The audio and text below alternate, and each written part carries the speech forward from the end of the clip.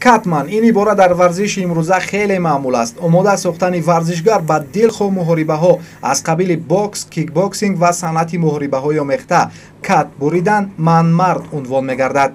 пайдоиши ин навъро аз кишварҳои аврупо аниқтараш ба Рими қадим, Испания ва Гретсия рабт медиҳанд. гуфта мешавад ки бастани дасту бозиҳои гладиаторҳои ҳамон замонро катманҳо омода мекарданд. федератсияи таҷмаф аз зумраи федератсияҳое мебошад ки дар тӯли фаъолияти сесолааш аз лиҳози варзишгарону доваронаш тавонист ки зери таваҷҷӯҳи коршиносони IMF қарор гирад.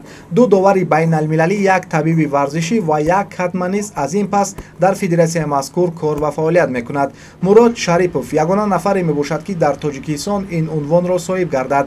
пештар ӯ ба ҳайси рассом ва дизайнер кор ва фаъолият мекард. ҳунари волои ӯро метавонем ҳангоми дидан кардан аз толори UFC Gym ва як қатор толорҳое ки дар дигар кишварҳо аллакай қомат афрохтаанд бубинем. бо кӯмаки федератсия аз ин пас ӯро дар ҷаҳон ба ҳайси катман низ мешиносанд. ҳамин Европа, Америка беҳад зиёдан катмено.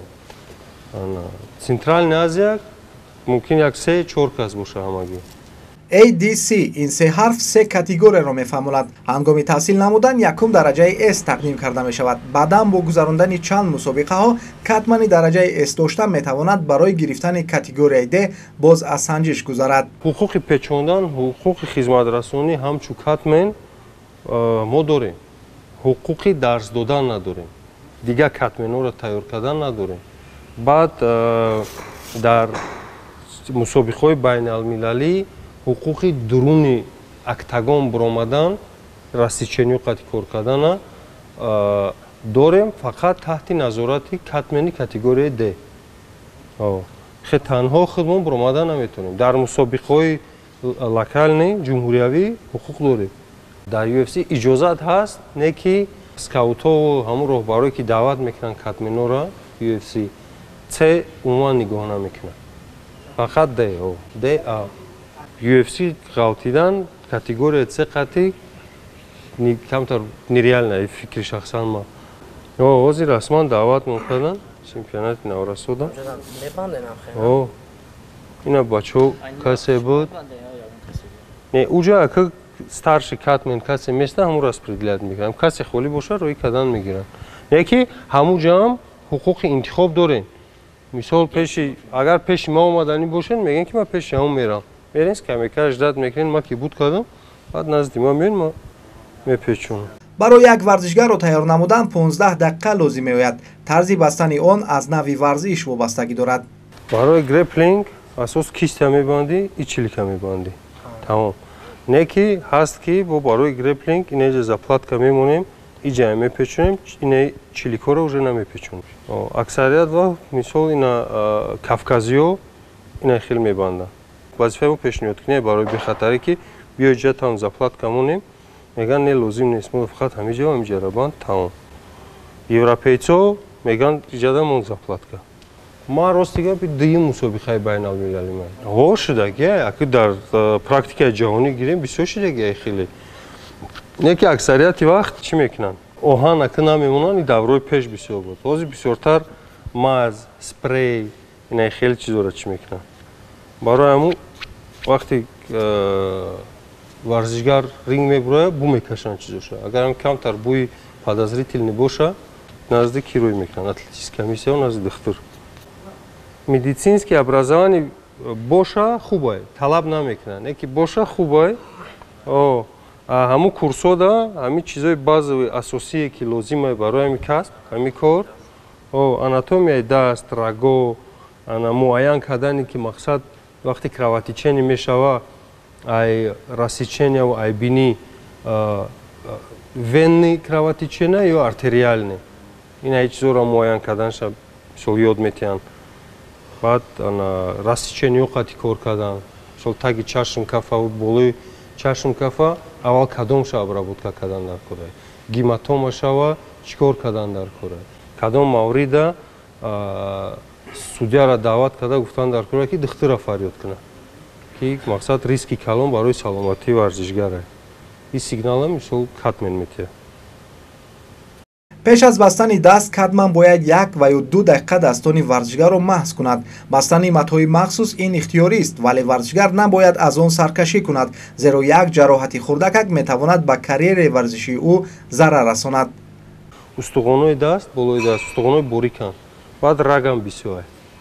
И барои бехатарие ки чӣ нашава, устухоно нашиканад.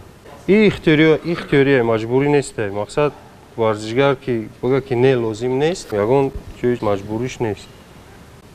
Не ки мо мисол вазифамона ҳаракат мекунем ки ҳеҷ не ақаллан инам қаша печонем. Барое ки бисёри вақт инами чилик травма мегира ё кист. Инам ду ҷои нозука. Барои как минимум мо ҳаракат мекунем ки варзишгара ҳамида биёрем ки розӣ кунем ки биё ақаллан мо ҳамиҷата печонем. пас аз бастан варзишгар анқариб 1 соат вақтро дар ихтиёр дорад. ҳангоми нороҳат шудан метавонад дубора назди катман раваду онро ислоҳ намояд. дар сурати худ ба он кор гирифтан варзишгарро аз мусобиқа берун месозанд. Агар иваз каданӣ бошанд, сразу муайян мешавад. Барое ки мо ҳар як нами пайвандии чира тейпа метка мемонем. Агар ҳуй када печондагӣ боша, метка ҷинбидагӣ боша, чӣ мекунад? Метавонад дисквалификатсия кунад. барое ки катмен корша мекуна, катмени калон кори катмена тафтиш мекуна, баъд имзо мекунанд, баъди тафтиш, баъд ҷавоб метиҳанд. ду нави печонидани дастон бо матои махсус мавҷуд аст. нафаре ки дар замин кор мекунад, яъне аз усули партерӣ истифода мебарад, ана ин гуна бояддастони худро бо мато печонад. барои гӯштингиро, барои касе бисёр партер, греплинг, биҷеҷей кор мекунад, ин тарзи бастан ҳаст ки иҷаша мепечонад. вақти пурра шид, чиликҳоро ҳар як чиликам мебандем. Инаи кулачок падложкаи ғавс мекунем. барои гӯштингиро ҳаст, и хел ҳаст инаи қисм ҷои устухонои борик. уҷарам мисол ҳами бинта мо чанд қабат мекунем, нехе инеҷехе мемонем ва мепечонем фақат ҳамин қисма. ҳар нафаре ки бо даст ҳаракат мекунад, яъне базаи боксро дорад, ба ин тавр дастон баста мешавад. И зиёдтар ба печондани боксёро монанда. ҳамиқа фарқияташ ки мо банди даста то иҷара мебандем, боксёро то иҷара мебандем. бинти мисол агар 4-5 метра боша, 3-4 даврӣ, ҳар як қисма 3-4 даврӣ мегзарем бинт хати. баъди вай бо мегзарем чӣ хати? Тейп хати. ҳамин дам мисол ино чизои мисол арзон нест, чизи қимате. барои мо ҳаракат мекунем ки дар як варзишгар дута бинт сарф кунем ва як рулон тейп. маҳсулот во метиҳанд. Не ки ба ҳар ҳол мо хидмона мебарем, барое ки ҳаст баъзе чемпионатое ки маҳсулоти бесифат метиҳанд. мисол ҳами забони русиха дигем агар лекопластер тейп бесифаташ якумаш кушода печонданаш мушкила сахта. ҳами дар ду варзишгар монда мешавад. баъд дуюмаш канданаш. ҳар як канданда риштаҳош мебурояд. ӯ ҳар як риштаҳ мечаспад муҳда, муҳа меканад. варзишгарда уже дискомфорт отвлекать мекунад. барои мо любой катмен запаси худша мебарад маҳсулоти нағз. дид ки маҳсулот соз боша, тамом айваё қайд кор мекунад. агар соз набоша, то вайо таъкид мекунем ки маҳсулоти соз биёда, маҳсулоти нағз биёр, то варданша маҳсулоти худмона истифода мебарем. и керамический японский қайчиай, баъд худаш худша тез мекунад. ҳар якам хеле каданда худша тез мекунад. устоде ки ёд додак ҳамин чиза дар курсо ҳам тақдим карда буд. туфа қайчиву ҳамин чия қития. дар пеш наврасони моро чемпионати ҷаҳон дар шаҳри абудаби интизор аст. ин мастер-класс имкон медиҳад ки онҳо аз ин нозукиҳо ба хубӣ огаҳ шаванду дар баробари ҷароҳат нагирифтан ҳамзамон ба иштибоҳ ҳам роҳ надиҳанд. аксарият аҳамият намедиҳанд, мегӯяд чизи муҳим нест, яки беҳад чизи муҳим аст. ҳамин як перитяшка ҳисоб ки бой додӣ, барое ки дастда хун намеравад. хун рафт даст шох мешавад. тамом 3 тов рафт, дидем ки камтар ҷихидестай бигем. барое ки ҳам мавридаш баъд ҳамин 3 товай бигем ки мисол ҳамҷа сахтай ёки мулоимай. созай наҷихидестай даста ҳуй бихаб. доим ҳаракат кунӣ нахе. барои чи аксарияти вақт гуфти ку инҷара меҷиха даст шох мешавад. барое ки даста нехе мехапӣ. Вақте мепечонад ҳаракат кунед, даст максимум ҳуй боша. ин ҳамун страховкаи хитона ки ба дастҳо нехел нашаванд баъди печондан. Не ки агар мақсад диде ки кушод шид, дарид, ғам дод, бисёри бад ҷиқид, якум дараҷа вақтона нигаҳ мекунем ки то бояд чанд қавақт мондагия. Баъд меоин назди катман мегӯем ки ман қавақтам мондагия, ҳамин даста айсар печондан дар кор. Почара агар захм боша рассечени инаи аксарият вақт инаи ҷои устухони пешай кун, инаи ҷо мешава.